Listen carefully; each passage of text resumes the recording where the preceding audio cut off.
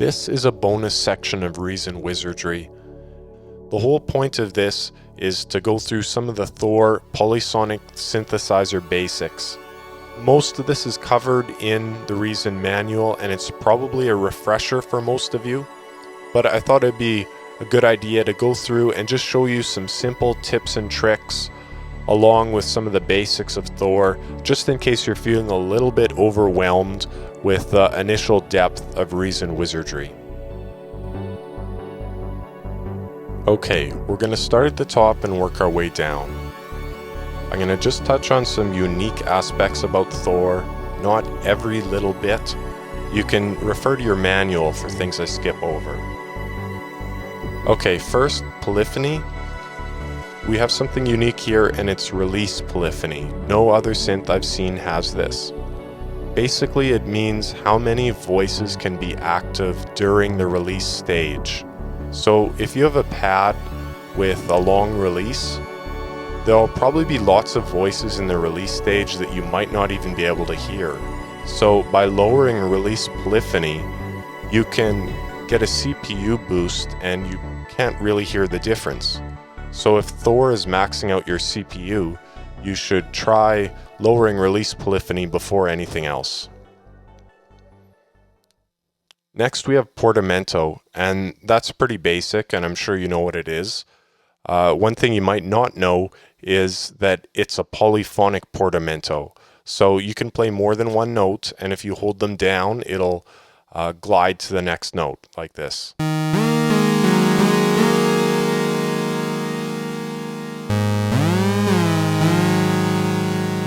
So that can be a really nice effect sometimes. Next, we're going to look at the oscillators. We'll start with the analog oscillator. It's got the basic complement of waveforms that you'd expect. Saw, pulse with variable pulse width, triangle, sine.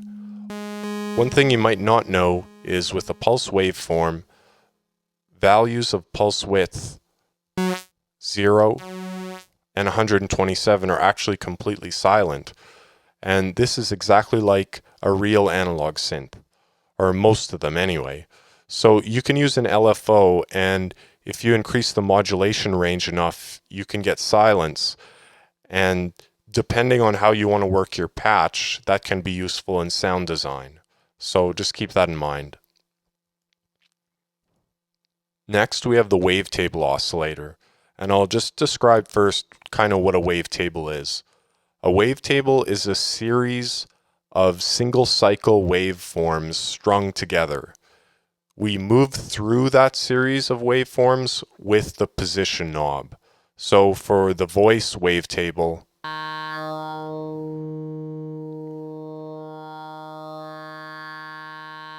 essentially what we have is 127 different waveforms we can access with a position knob, and we can fade through those with modulators like envelopes, LFOs, a whole variety of sources. If we turn off the crossfade,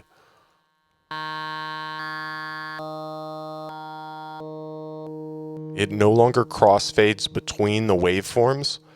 These wavetables are actually made up of only a few source waveforms, and they're crossfaded between. So here you can hear we've got 1, 2, 3, 4, 5, 6, 7 waveforms. But when we crossfade between them,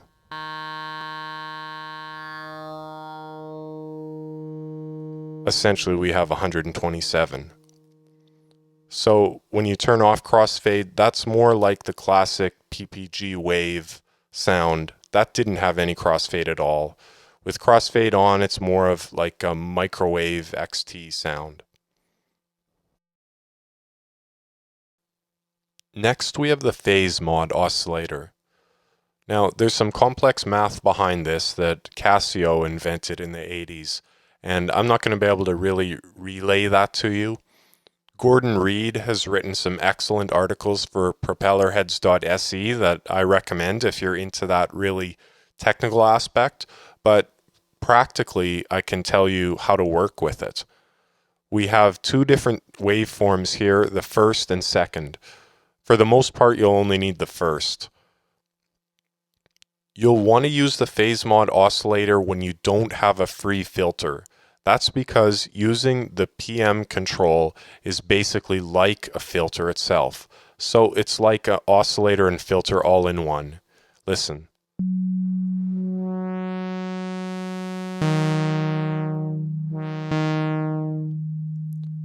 So if we modulated the PM control with an envelope, we'd essentially have a filter sweep. Let's give that a quick shot.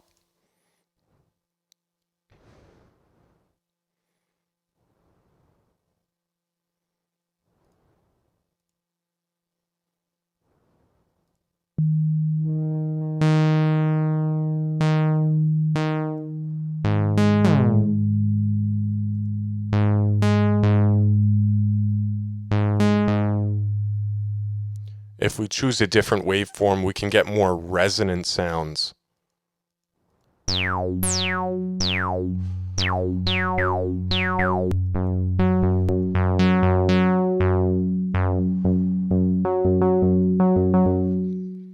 The second waveform essentially adds a sub-oscillator sound, so you'll get something an octave lower, and the different waveforms just add a different tone to that. Listen.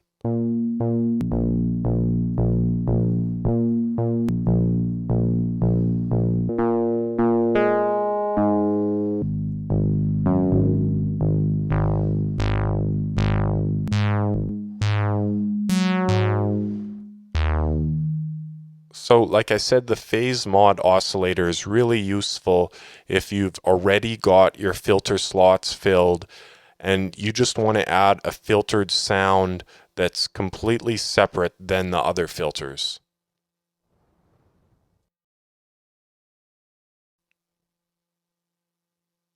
Now we're going to look at the FM pair oscillator. I'm not going to go into too much detail with this because I might do a more comprehensive look at FM in a later issue. But basically what you have is a 2-operator FM oscillator. So you can get 2-operator sounds in a single oscillator. You have your carrier tuning here and your modulator tuning here, and that runs through different harmonic intervals for each. So it's pretty hard to get the regular discordant sounds that you might expect with FM if you just use the carrier and modulator tuning like this. The FM control just controls the FM depth. So with nothing, you'll just get a sine wave.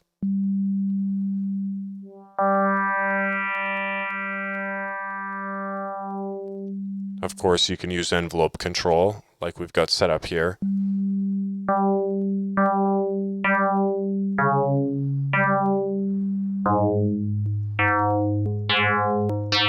Run through the harmonic series.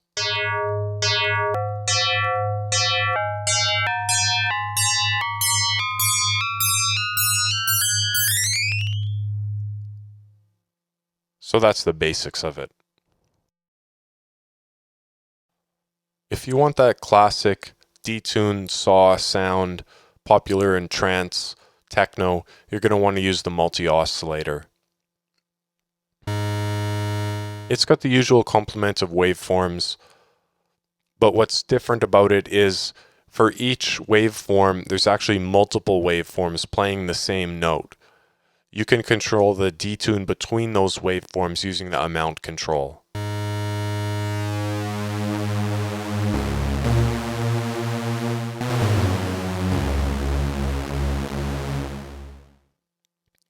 So it's pretty much what you'd expect.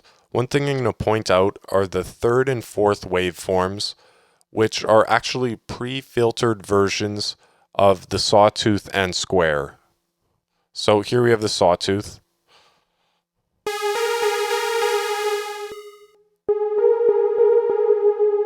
And that's the pre-filtered version. Here's the square.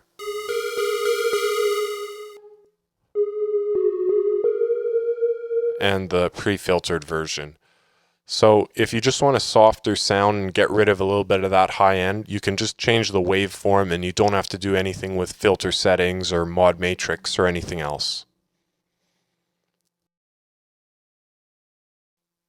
Alright, finally the noise oscillator. It's got a variety of different types of noise, from the pitched bandpass noise,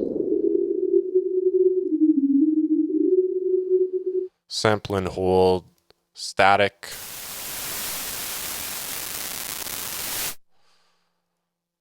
filtered noise, to just plain old white noise. I'm going to just show you the sample and hold noise for a second. I don't know, if you played many games as a kid, console games or computer games, you're probably going to recognize this sound.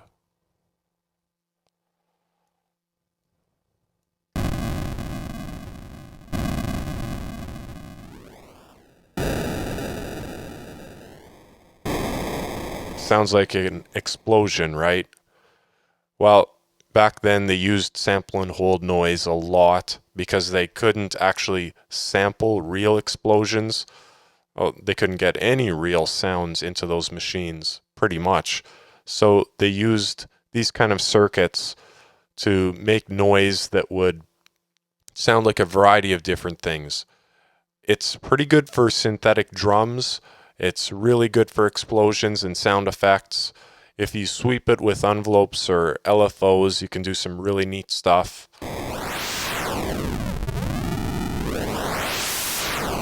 Filter it as well. I really like the sample and hold in here. I encourage you to play around with it.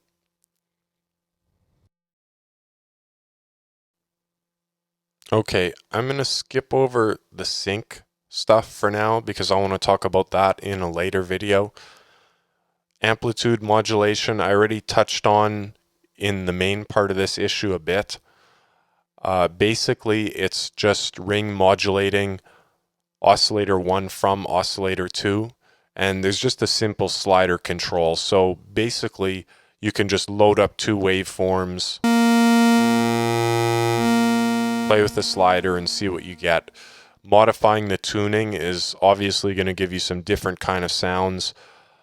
With amplitude modulation, you can get some really messy, noisy sounds pretty easily. So if you're into that, it's almost a no-brainer.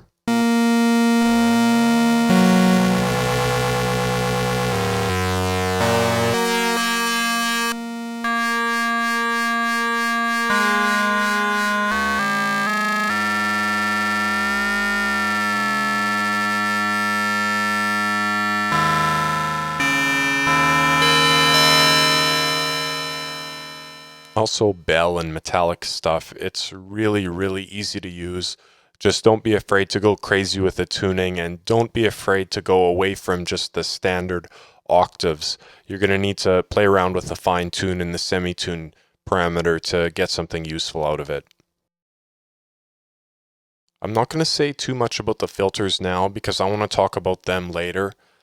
They're described really well in the manual. I'm going to just show you a couple of tricks with the filters. I'm going to start with the envelope control. So basically with this knob, you're controlling how much the filter cutoff is controlled by the filter envelope.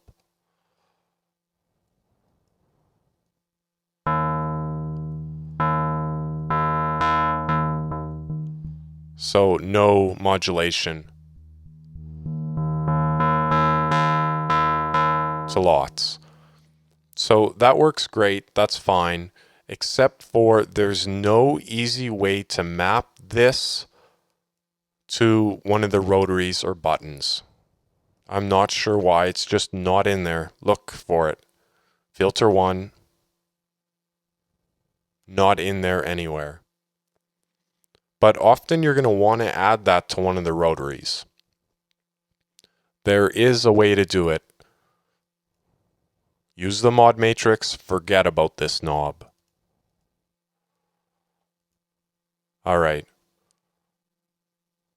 So all we got to do is add filter envelope, filter 1 frequency, That amount right there is exactly like this knob. So you set it to whatever you'd set the knob to. So 92, we'll set it to 92 here. 93. Same exact sound, but we can now scale that with anything we want. So we could scale that with an LFO, or in this case, we want to use a rotary. So now rotary 1 is at 0, no envelope modulation.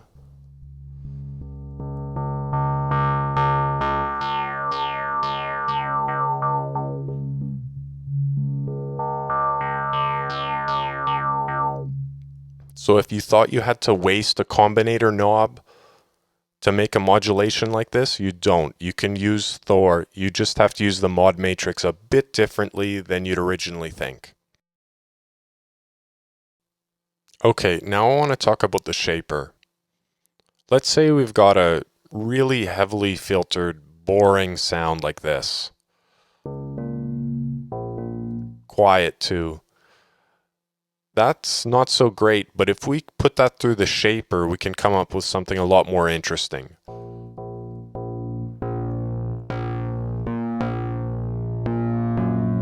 Often, if you put a really bright sound through the shaper, it's going to become overly bright.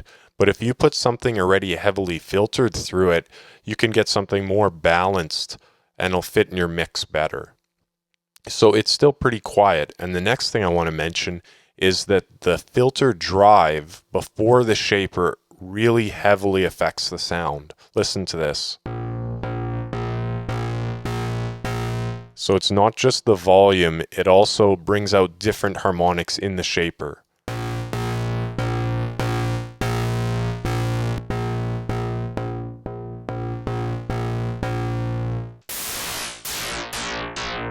Yeah, it's really obvious with the sine shaper.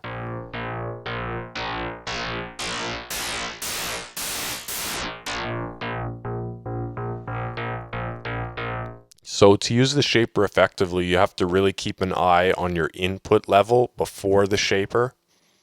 The drive isn't just volume, and I'm going to talk about that more later in a different issue. The next thing I want to talk about with the shaper has to do with it affecting sounds even with the drive at 0. And you'll notice this with the sine shaper. So it's completely drive 0. Listen. Now with it off.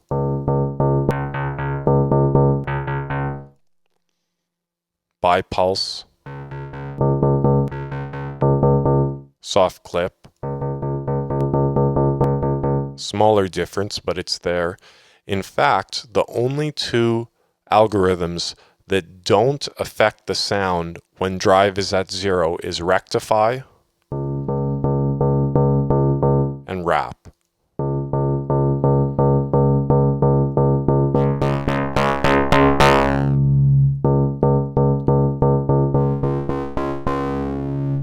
That makes them two of the most effective and useful algorithms for one special reason.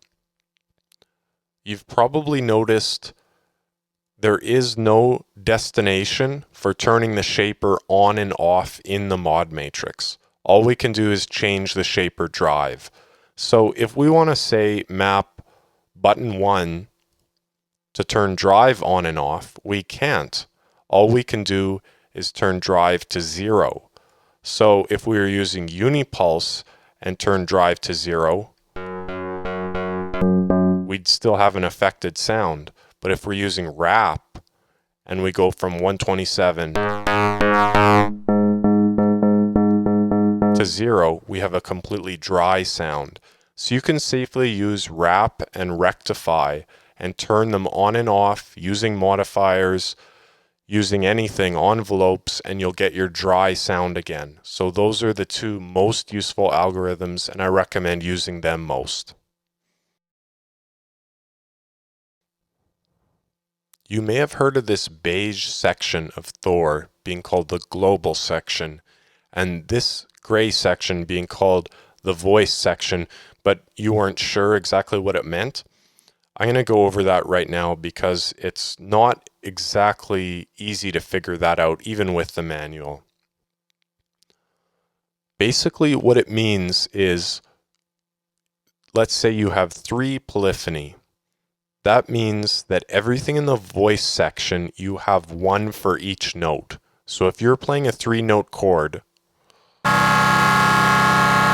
that means you have an independent amp envelope, filter envelope, 3 different oscillators, potentially 2 different filters, a shaper for each note.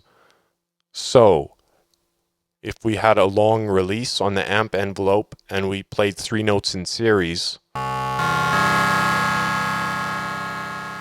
they would all fade out independently because they have their own envelope. If we had a polyphony of 8, we would have 8 amp envelopes. So just think of this being multiplied by your number of polyphony. The global section, on the other hand, is not multiplied at all. You only have 1 global section no matter what the polyphony of the synth. So you have 1 filter 3 that potentially many voices go through. You have 1 global envelope. You have 1 LFO2. If you look at it with the LFOs, just imagine for LFO1, say we programmed a pitch detune. Let's quickly do that up.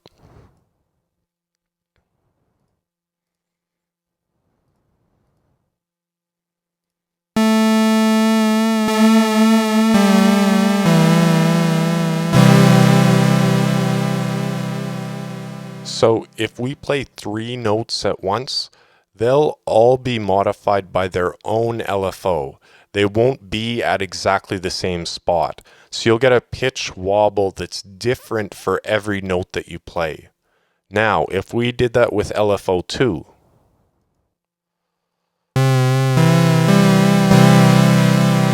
that pitch wobble is the same for each note. They're in sync across all 3 notes.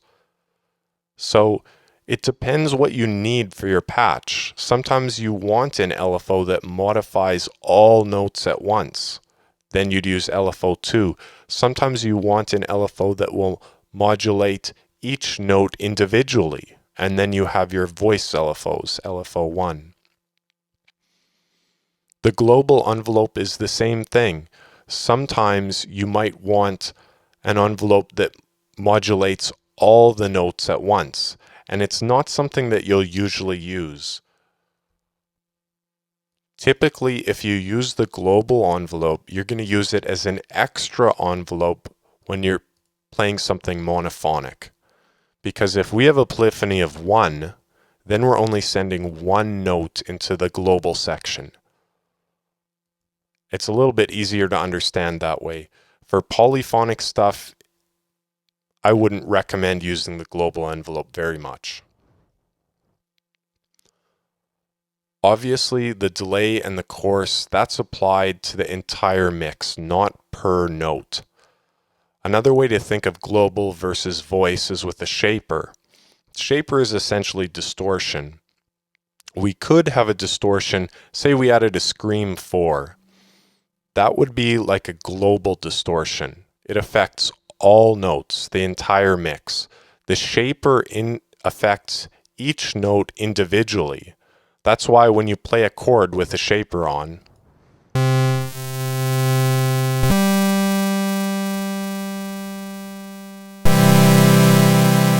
it doesn't completely warp and sound like noise.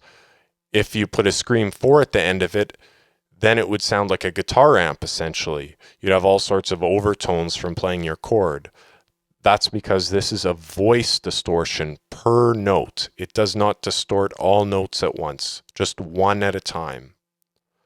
So I hope that gives you some insight into the difference between voice and global. All right, lastly, we're going to have a look at the step sequencer that's built into Thor. I'm not going to comprehensively cover it. I also might talk about this again later, but I'm going to just touch on 2 basic things that you'll probably want to do at some point with the step sequencer. The first is play back a pitched sequence with the step sequencer, but modified by the root note that you play. So let's first program something really basic into the step sequencer.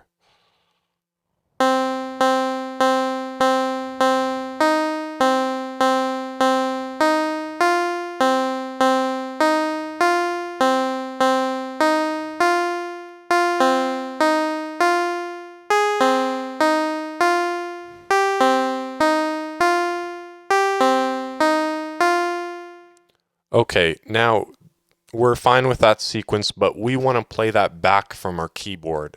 So to do that, we have to add some entries to the mod matrix. First, we want our MIDI key gate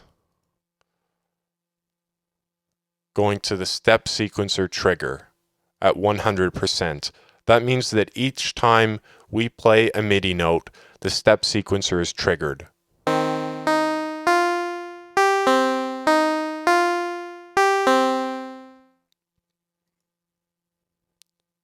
Now we want the MIDI note itself to modify the step sequencer transpose at 100%. That means that each time we play a note, depending on the root note we play, the step sequencer will take that note and base all its notes off that. So if I play C2,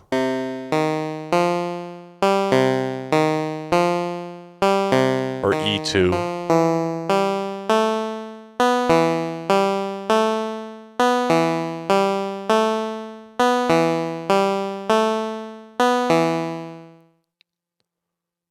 so that's useful on just about any step sequenced patch.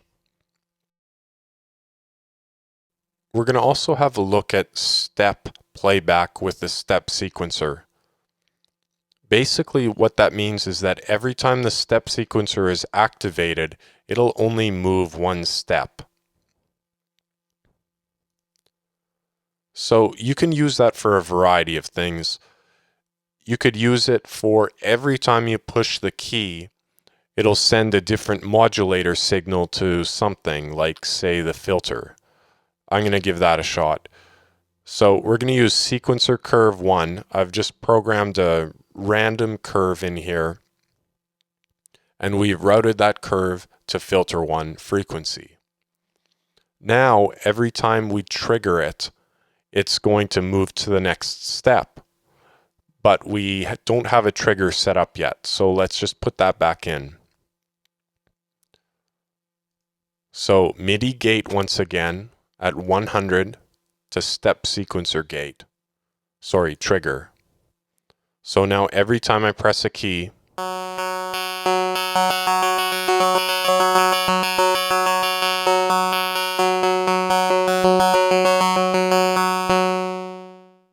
it moves to the next value.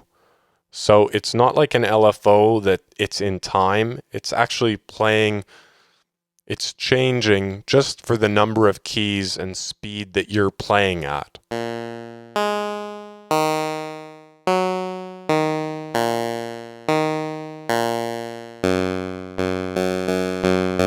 So you can use that for a whole variety of different destinations.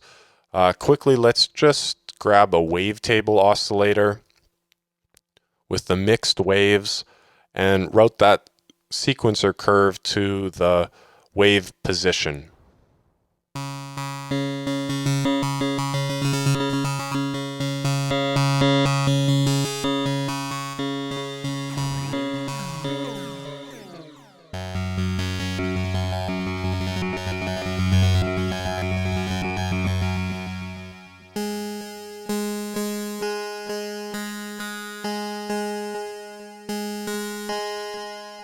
So the step sequencer isn't necessarily just for playing back sequences.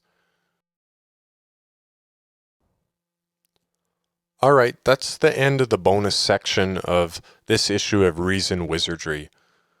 To all my customers, thank you so much for trying Reason Wizardry. I really hope you enjoyed the initial issue, and I really hope you continue on with your subscription. Thank you so much for your support, and make sure to leave me feedback. Cheers.